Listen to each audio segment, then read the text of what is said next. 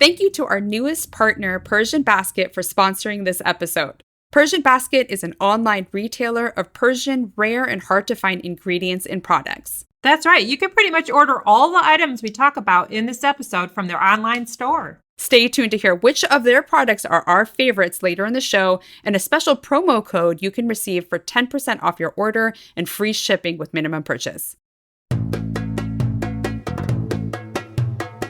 This is Modern Persian Food, a culinary podcast for today's food enthusiast.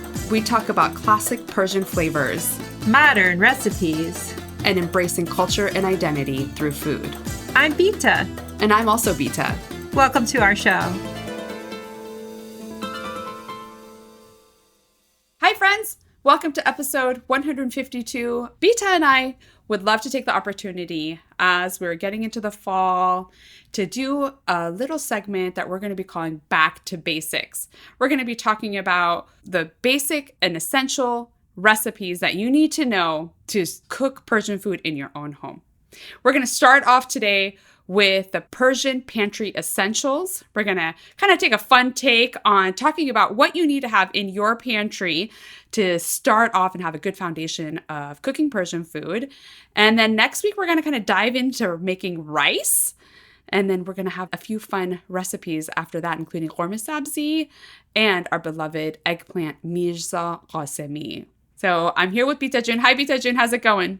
Hey, we're doing a little fun twist, a round robin game. We thought it would be fun to just make this a little playful and interesting and less didactic and reading a list. So we're going to start with spices. We're going to touch on some grains and beans, kind of your non-perishables, other aromatics, and we hope you have fun with this one. Are you ready for the game? Yeah, I'm definitely ready. Just to call out that when we talk about Persian Pantry, we're going to be talking about kind of like non-perishable items right now, but there are definitely other ingredients and tools that you're going to want to have in your kitchen, and we'll look forward to future episodes where we can dive into that. But we thought right now we'll start off with dry ingredients inside of your cupboard, inside of your pantry.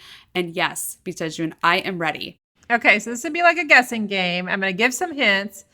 And you, listener, you can also be guessing in your mind and try to guess what the thing is. All right? Okay. So this first one, I'm going to start you out with something easy. All right? Okay. I have all my notes down. I'm not looking at anything. Okay.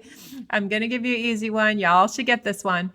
I'm expensive. I'm blushing red. I'm handpicked and I'm royal. What am I? Ding, ding, ding. Saffron. Zaffaroon. Did I get it right? You got it. You got it. Awesome. You can give yourself a point for that one. Okay, here's another one. A common Persian ingredient. I have warming elements. I am prevalent in a lot of Western dishes and desserts. In Persian cuisine, I can be found also in savory things. Ding, ding, ding. Cinnamon. What is cinnamon? Yeah. All right, good. These are too easy for you, girl. Actually, it threw me off with like saying that it was in sweet things too. Okay, ready? Yep. All right, here's one. So I am sometimes thought of as being poisonous, but I'm not poisonous, the type that we use, obviously, in Persian cuisine. But the wild version that people think of when they say this name is poisonous. What am I? Sumac, somar. Yes. Perfect on top of kebab. Or if you want to be innovative and, we just had a guest who talked about making it into a cocktail. Yeah. And modern versions on roasted vegetables or in your salad. Yeah. All right. You ready? Yep. So I am pretty much a foundational spice in Persian cuisine. And I pair well with onions, grilled fried onions. And I give off this like fabulous smell. I'm added at the end of the whole golden onion routine. What am I? You are turmeric. And what I love about that is that a few weeks ago, we had Nasim June from Sofre Brooklyn, from the restaurant and the cookbook author of Sofre. Yeah. In her book, I don't know if you noticed it, but she said that when she makes her tahdig, she uses turmeric and not saffron. Oh, yeah, that is different. I didn't remember that. Yeah, that's pretty cool. But yeah, beautiful turmeric. And from house to house and family to family, right? I mean, I do hear quite often from these experts that they use it in everything and in all of their onions. I think you included, but some members of my family MJ June, our big chef of the family, she actually prefers saffron zaffaroon over turmeric, and will use it in dishes more often. Mm-hmm. Yeah, I think that's a good point. Like tahine and tahine definitely. Okay, here's one. It's hard for us to pronounce. In fact, we butchered saying this the English way. I still don't really know how to say it properly. And the Farsi word for it is also a funny term when you think of what the English thing is of it. What am I talking about? You're talking about hell. How to hell with this word. I was actually corrected by a listener one time. I said it with an N at the end, but apparently it's like mom at the cardamom. I actually say cardamom. I say it like fully wrong too, but we don't know what it is. It's delicious. We use it in a lot of Persian desserts, many, and I'm always out of it, frustratingly. But yeah, you can even sprinkle a little bit. Some people have it in their Persian spice mix at Viet. Oh, yeah. Mm-hmm. That's good. And also you can put a few of the pods in if you're brewing tea, chai. Oh, yeah. And in fact, I do have the pods, and I have in desperate moments, crushed it and ground the seeds, and it works, but it's much more potent that way. Yeah. And it kind of overpowered my dish. So I do need to buy some cardamom. Okay. All right. What's next? Let's move on to the dried herbs and aromatics category. This one, it's polarizing in flavor when it's in the syrup form, but I'm talking about the dried culinary version. I freaking love it. I think you, not so much sometimes. I know. Rose? Yep. Rose. Yeah, rose. Dried culinary rose petals. They're beautiful as a garnish. I know many people, my mom included, do put them in as a spice. My mom puts some in her lubia polo. Mm-hmm. It just adds like a little element. We also use it in our mosto khiyar. It's lovely to have around, and you can order it online, dried culinary rose petals. It's so beautiful too. I was just looking at a picture in one of my cookbooks of it, like it had it like sprinkled on a beautiful roulette, and it just looks so beautiful too. So I do have to say, I'm becoming a bigger fan of it than I initially was at the start of actually the podcast. I wasn't really into it, but I'm coming around, and I do enjoy like a subtle kind of rose flavor, especially when it comes to like some desserts, and especially the Persian desserts that are like so little that it's not like huge. You have a little bite and it has rose flavor. Okay, great. But it's not like this overwhelming, I can't get rid of the flavor out of my mouth or anything. Right. I think you're having it in a lot of your favorite things and maybe not recognizing it that you're having it. But that also happens with our taste buds. And it's happened to me too. We evolve and we're having it more and we're cooking with it more. And I can say that with kashk. Mm-hmm. I used to think I didn't like the strong flavors, and I do actually like it now. When it comes to like kashk and certain things like that, I think that like if you're trying to compare it, like for myself, I feel like my barrier to it was like I was kind of comparing it to like must a little bit, like yogurt, regular plain yogurt, and I wasn't really getting it. But now that I think of it as kind of like this like condiment, like a small addition of flavor, I visualize it differently, I think about it differently, and I'm definitely like more on board with it, where before I would be like, do not get kashk near me, and now I'm like, yeah. What was it when we had Omid, the Caspian chef, on our show, and we talked about putting kashk over like sweet potatoes? That sounded really good. So yeah, definitely opening up our horizons. Definitely. We're learning, we're growing, we're having these experts and these specialists. We had Yogurt and Whey cookbook author talk about it and explain it to us, and respecting it really and honoring it as an ingredient that really enhances dishes and classics like ash reshte and kashk. Kashka Bottom June, the eggplant dish and the bean rice. But okay, here's something that I'm putting it in the dried herb category. I don't really know where to put this, but I'm ugly, I'm wrinkled, I'm brown, I'm sour. What am I? First to absorb flavors. Oh my gosh, yes. What is limoo amani? You got it. Ding, ding. Limoo amani, like the dried limes from Oman, the country of Oman. That's where it's from. So it's limoo omani. So, yeah. A little history. I want to go to Oman one day. If someone can help me figure out some tour guide stuff. I'd love to do that. I want to go on a culinary tour of Iran. I really do. And to explore each region and taste the foods. I would love to do that. Yeah, because every region is so different. You know, we go to the north and along the Caspian Sea, and there's so many fresh herbs and fish, and you go south and then there's like, you know, more spice and more like paste, like tomato paste. And I want to go where your family's from and have the sweets and specialties and the cookies that I love. yep, Kermanshah. And I want to go to my heritage and have the Turkish and, you know, influenced yummy things that are so delicious in Tabriz in Azerbaijan. Let's do it. Later this year, if we want to give a little like sneak peek to our listeners, we're looking to maybe focus on different regions of Iran and the different styles and different foods. So stay tuned for all that. Yes, we're going to get into some of that. I can't wait. So back to the dried Persian lime. It's not really a lime. It's not really a lemon. It's something that's specific to a variety that's only from Iran. So it's hard to know what to call it, but we're calling it for our purposes Persian lime, dried Persian lime. You can also order that online. Yeah, or Persian market. Okay, here's one that is a versatile herb turned to spice when it's in dried form. And it's in many things. Some people use it in their yogurt dip. Some people use it in their polo. I've narrowed it down to 2 in my mind, so give me some more hints. Let's see. Oh, pickles. Oh, That's your hint. okay, there you go. The English word is dill. Yes, you got it. So fresh dill, dried dill, and it is called chevid. That's right. I do have to say, like, when I think about dill, I love dill. If you want to make sabzi polo, the herb rice, I have to say, you need like 4 or 5 bunches, not those little like containers. You need like big fat bunches. And even then, you're like, I still need more dill. So I love dill, but it stresses me out sometimes when I need to use it. Yeah, and it's so delicious when it's with the fresh. But you know that you can take the shortcuts and use dry and Yeah, definitely dry. And I love actually making like a version of mosto khiyar, the yogurt and cucumber with dill. I also like to kind of like pair that like if I'm having like fish or something like that. So mix and match a little bit with some of those herbs. it's a nice one.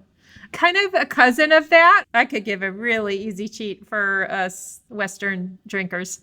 Mojito, mulling, and garnishing. In Persian beverage department, we often see this in fresh form with hot water and definitely in the Persian yogurt dip with cucumbers called mosto khiyar. What am I talking about? You're talking about mint. Mint. If you have a pot or some sun in a little pot on a patio or like a plot of land in your yard, it grows really easily, doesn't it? It grows wild and crazy. I have it in my garden bed. It's like a weed. Actually resent it because I'm always pulling it out. It's taken over the landscape of my small garden bed.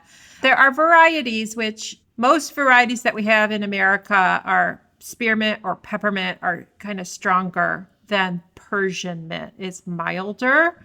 In my garden experiments, I found that chocolate mint, if you can find it in your gardening store, is the closest to Persian mint, and you can order dried mint online. Okay. Dried Persian mint. Bitajun, did you know that Persian Basket not only has the products we've been listing out here today, but they also have everything you need to entertain Persian style? I love their selection of delicate Persian teacups and entertaining items. They even have Persian artwork, books, and gifts available for sale, all from the convenience of your home with a couple strokes of the mouse. I can't wait to get some of their extensive selection of cookies, many of which are made daily and ready to ship. They truly are the one-stop shop for all your Persian needs. I hear you, Vita June. I just ordered a big bag of Beta rice. You heard that right? Beta rice. I'm so excited to get it. They sell high-quality long-grain basmati rice. Use promo code MyFirstBasket, all spelled out and all caps, for 10% off grocery orders on the site PersianBasket.com. I'm ready. Is it my turn? My turn? Okay, yeah, let me take a turn at this. So we're moving to a different part of the pantry. Some of these are dried. Some of these are in cans. Let's talk about some of these. What you would have in your cupboard, maybe. Yeah. I am the basis of most Persian dishes. I stretch out when I'm cooking and turn tall and long. Rice. Yes, I was going to say there are multiple ways to cook me. Yes, I'm talking about rice. I got confused when you said stretching, but then I got it. Yeah, because it like grows. Yeah. You got 1 point. Good job. Okay, next thing. I go by 2 names. You can have me dried and roasted in your agil. Tooch. No. Dried and roasted. Am I nutty? Can you give me by hints? 2 names. Dry and roasted, 2 names. Am I a fruit or am I a nut? I'm one of the key elements of a ashirishte. Oh, I'm a bean. And I have 2 names and I'm a bean. Mm-hmm. Oh, garbanzo bean chickpea. Yes. Ding, ding, ding. Yay! That was hard. Nokhod in Farsi. Okay, good job. Okay. I traditionally pair well with limoo amani. Okay. I am in the national dish of Iran. Oh, korma sabzi, Persian herb and bean stew. So pair well with that. Oh boy, kidney beans. Yes, kidney beans. Kidney beans. Okay, yay! I'm not against kidney beans. They're nutritious. I like them in certain stews. I don't love the smell of them. Oh, does it smell differently? I'm a grown-up picky eater, and I just don't love the smell of them. Have you ever saved them, the extra ones in the fridge? They don't have the greatest smell to me. Does their smell different from like a cannellini bean or something? Yeah, stronger. Oh, I've never really noticed that. Interesting. Good to know. All right, next one. Beta myself likes to use these in my famous New Year's Day soup. I love how you said that instead of like I.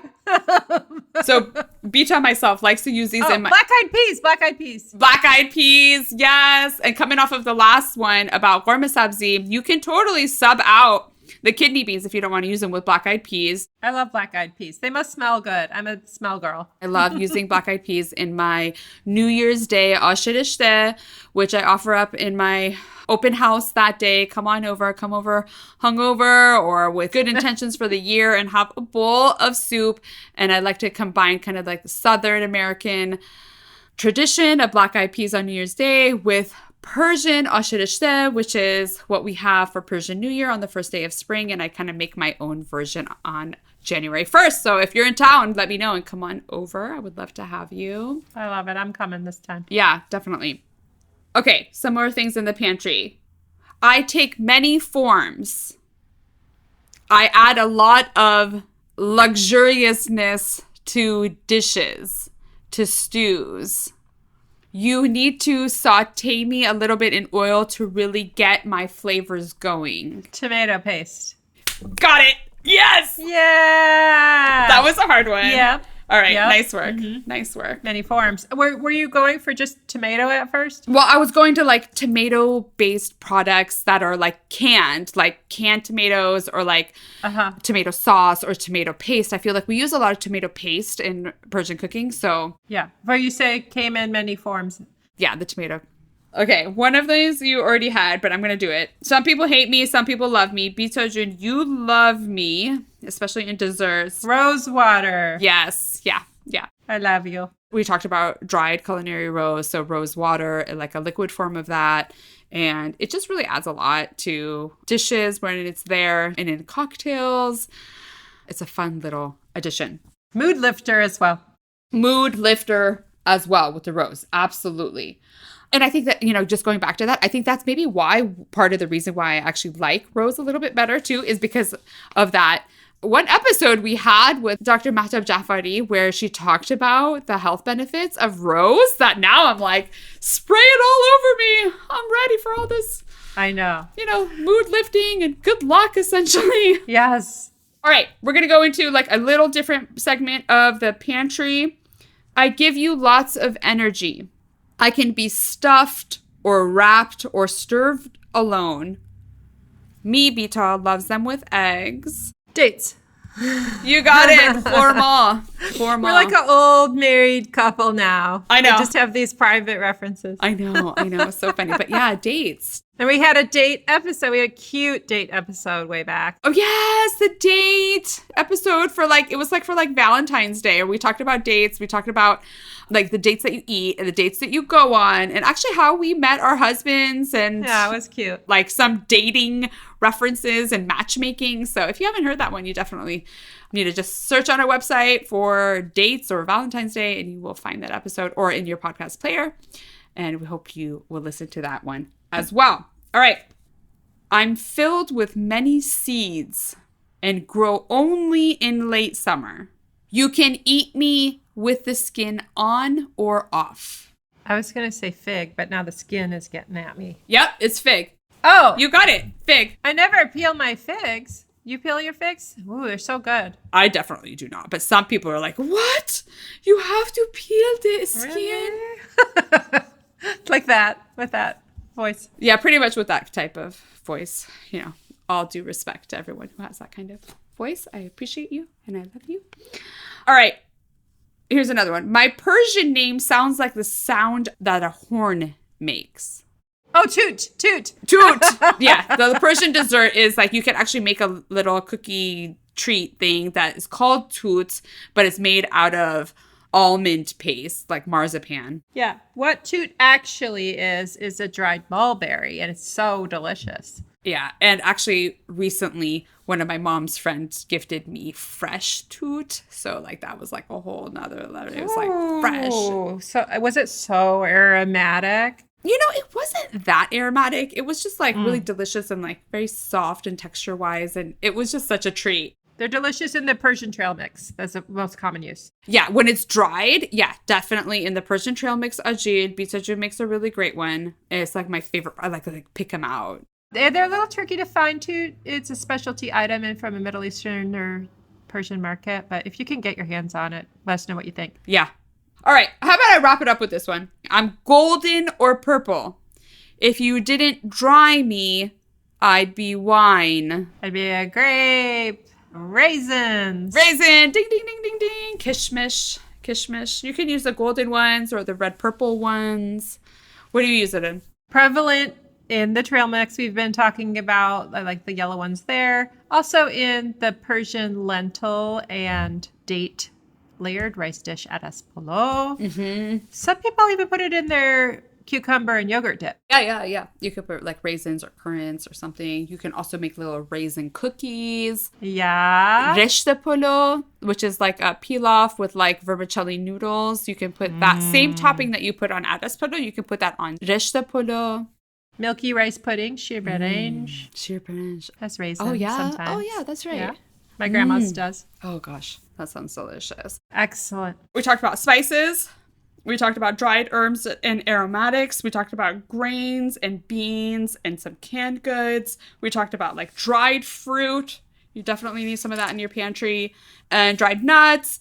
And yeah, we talked about tomato paste, but there's kind of like some other pastes. There's like tamarind paste. There's also pomegranate molasses, which is like really fun. I mean, pomegranate molasses, I think is like a really fun go-to because you can use it for like fesenjun, which is like the pomegranate walnut sauce. Like my chicken wings, I love doing that and just like pouring pomegranate molasses on it, top it with pistachios, make it like a little Persianified. You could do it over meatballs. You could do it over chicken, drizzle it over eggs for like a really unique kind of experience. Wow. Mm-hmm. A tart twist. Yeah. A lot of them are sweet, so it kind of depends on what variety you get. But anyway, we hope that this episode has been useful for you and a fun little twist. We had fun, kind of like doing a little bit of a guessing game. And hopefully you can try some of these ingredients and stock up your pantry and get ready for next week as we talk about the top 2 or 3 ways to make rice in your own home and eat it all week long. Let us know if you liked this round robin game format. We had a lot of fun. Until next time. Bye. Bye. Don't forget to go to PersianBasket.com to get all your pantry staples and ingredients, jams, pickles, and even ready-to-eat meals, just like you were in your own local Persian market. They're offering free U.S. domestic delivery for orders over $60 or meal orders containing 7 or more meals. It's hard to believe, but right now they're actually offering fresh pistachios in purple husk right off the tree. Where else can you go to get such an item? All the perishable products are shipped in refrigerated boxes containing industrial ice blocks. That's right. The promo code again is MyFirstBasket, all spelled out and all caps, for 10% off grocery orders, excluding the ready-to-eat meals. PersianBasket.com for all your Persian needs. You've been listening to the Modern Persian Food Podcast with Bita and Bita. Thanks for spending time with us. If you've enjoyed what you heard today, consider telling a friend or giving us a good rating. You can subscribe to our show for free on your favorite podcasting app or find us online at modernpersianfood.com or on Instagram for the recipes and information we talked about today. We'd love to hear your thoughts and see you next time.